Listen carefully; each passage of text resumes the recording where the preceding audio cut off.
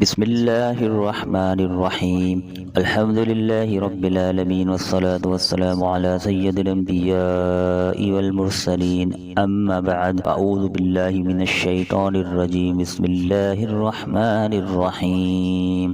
واتقوا فتنة لا تصيبن الذين ظلموا منكم خاصة واعلموا أن الله شديد العقاب. صدق اللہ العظیم۔ ترجمہ کنز ایمان۔ اور اس فتنے سے ڈرتے رہو جو ہرگز تم میں خاص ظالموں ہی کو نہ پہنچے گا، اور جان لو کہ اللہ کا عذاب سخت ہے۔ ترجمہ کنز ایمان۔ واتقوا فتنة، اور اس فتنے سے ڈرتے رہو۔ اس سے پہلی آیت میں اللہ تعالیٰ نے انسانوں کو اس بات سے ڈرایا تھا کہ بنو آدم اور ان کے دلوں کے درمیان اللہ تعالیٰ حائل ہے، اور اس آیت میں اللہ عز و جل نے مسلمانوں کو فتنوں، آزمائش اور عذاب سے ڈرایا ہے کہ اگر ظالموں پر عذاب نازل ہوا تو وہ صرف ظالموں تک ہی محدود نہ رہے گا، بلکہ نیک و بد سب لوگوں پر یہ عذاب نازل ہوگا۔ حضرت عبداللہ بن عباس رضی اللہ تعالیٰ عنہ فرماتے ہیں کہ اس آیت میں اللہ تعالیٰ نے مومنین کو حکم فرمایا ہے کہ وہ اپنی طاقت و قدرت کے مطابق برائیوں کو روکیں اور گناہ کرنے والوں کو گناہ سے منع کریں۔ اگر انہوں نے ایسا نہ کیا تو عذاب ان سب کو عام ہوگا، اور خطا کار اور غیر خطا کار سب کو پہنچے گا۔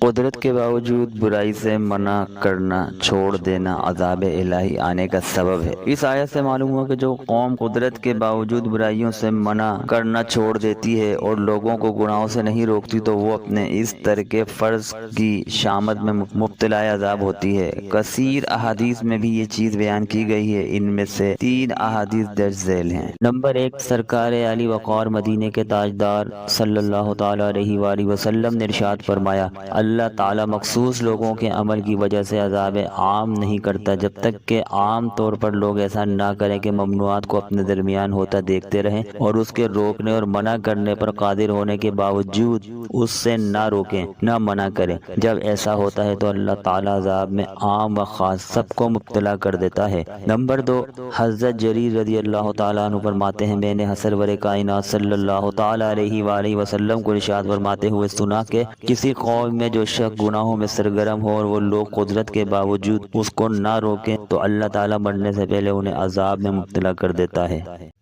نمبر 3، حضرت عبداللہ بن مسعود رضی اللہ تعالیٰ عنہ سے روایت ہے، تاجدار رسالت صلی اللہ تعالیٰ علیہ وآلہ وسلم نے ارشاد فرمایا، خدا کی قسم تم ضرور نیکی کی دعوت دیتے رہنا اور برائی سے منع کرتے رہنا، اور تم ضرور ظلم کرنے والوں کے ہاتھوں کو پکڑ لینا اور اسے ضرور حق پر عمل کے لیے مجبور کرنا، ورنہ اللہ تعالیٰ تمہارے دل بھی ایک جیسے کر دے گا، پھر تم پر بھی اسی طرح لعنت کرے گا جس طرح بنی اسرائیل پر لعنت کی گئی۔ اللہ تعالیٰ ہمیں ایک دوسرے کو نیکی کی دعوت دینے اور برائی سے منع کرنے کی توفیق عطا فرمائے، آمین بجاہ النبی امین صلی اللہ تعالی علیہ وآلہ وسلم۔ میری یہ ویڈیو آپ کو پسند آئی تو اسے شیئر کیجئے، لائک کیجئے، سبسکرائب کیجئے اور کامنٹس کیجئے۔